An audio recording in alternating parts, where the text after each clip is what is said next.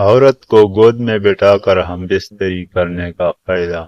مباشرت کے بہت سے طریقے ہیں، جس میں چند ایسے طریقے ہیں جن میں زیادہ مزہ آتا ہے۔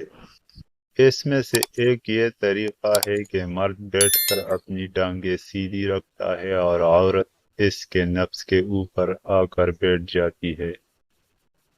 اس پوزیشن میں نفس عورت کی شرمگاہ کے اندر مکمل چلا جاتا ہے، جس سے عورت اور مرد دونوں کو بہت لطف آتا ہے۔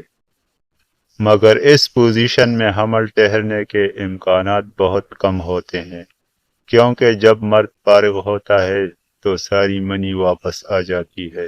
حمل ٹھہرانے کے لیے بہتر طریقہ یہ ہے کہ جب مرد فارغ ہونے کے قریب ہو تو عورت کو سیدھا لٹا کر ٹانگیں اٹھا کر مباشرت شروع کر دے۔ اس طریقے سے منی آسانی سے سیدھی شرمگاہ کے اندر چلی جائے گی۔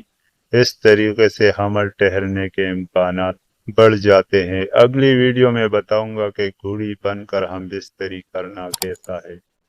چینل پر نئے ہو تو سبسکرائب کریں۔